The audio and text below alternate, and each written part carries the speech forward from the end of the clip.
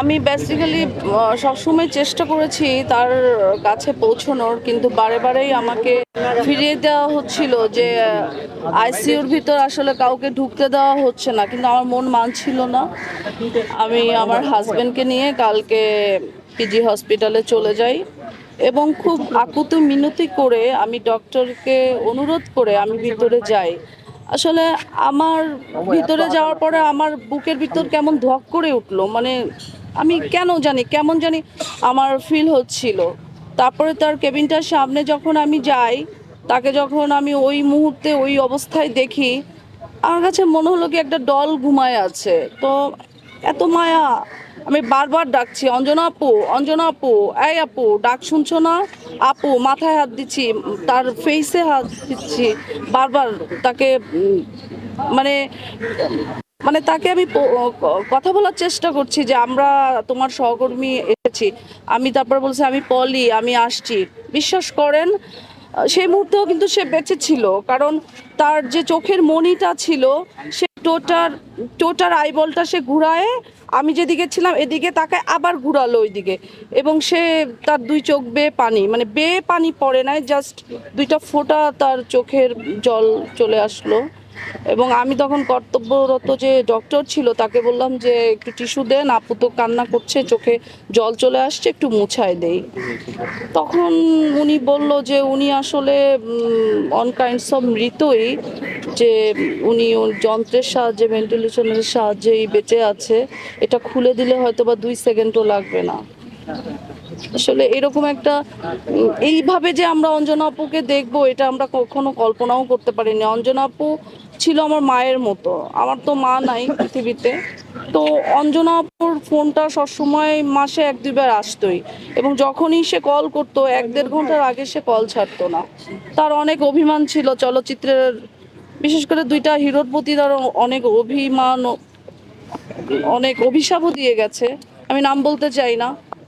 তো মানুষ মরে গেলে যে মায়া কান্না তারা করে, আসলে এটা বেঁচে থাকতে কেন তোমরা সেই সহানুভূতিটা দেখাও না? আমার প্রশ্ন হচ্ছে এটা।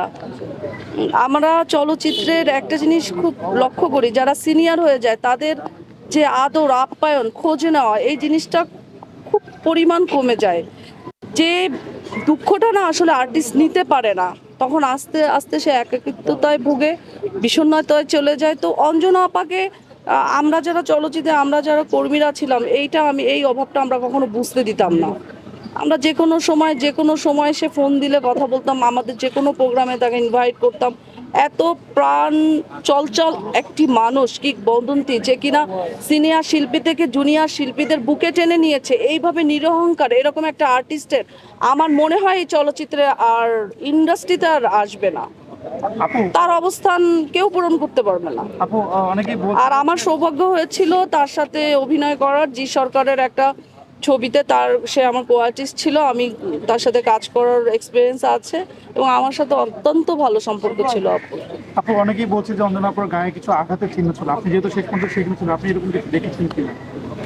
হ্যাঁ, আমি আসলে আঘাতের চিহ্ন টিহ্ন খুঁজতে যাইনি, আমি আসলে তার ফেসটা দেখে এত মায়া লেগেছে আমার। এবং আমি যেটা লক্ষ্য করেছি, তার ব্লাড ছিল, তার মুখের ভিতর শুকনো ব্লাড ছিল, বেশ ব্লাড ছিল তার। অঞ্জনা আপুর সাথে আপনার সর্বশেষ কি কথা হয়েছে মনে আছে? বা হ্যাঁ হ্যাঁ, আমার মনে আছে, আপুর সাথে আমার সর্বশেষ 1.5 ঘন্টা কথা হয়েছিল। আপু যে বিষয়টা ছিল যে আমাদের যে একজন সিনিয়র শিল্পী আহমেদ শরীফ ভাই, সে একটা স্মরণ সভা করেছিল রিজেন্সি হোটেলে। তো ওখানে আপু ইনভাইটেড ছিল। তো আমি চেয়েছিলাম, আমি সবসময় যেটা করি, কোনো যদি ফিল্মের কোনো প্রোগ্রাম হয়, আমি চেষ্টা করি যে আমার সাথে আরো কোন কোন নায়িকা যাবে। তো আমি আশা করেছিলাম যে আর কেউ না যাক, অঞ্জনা আপু যাবে। তখন অঞ্জনা আপুকে ফোন করার পরে অঞ্জনা আপুর সাথে আমার 1.5 ঘন্টা কথা হয়। তো তখনই সে বলতেছিল আমার একটা খারাপ জ্বর আসে, যে জ্বরটা সারে না, 15-20 দিন থাকে, যদি জ্বরটা থাকে আমি বোন আসতে পারবো না।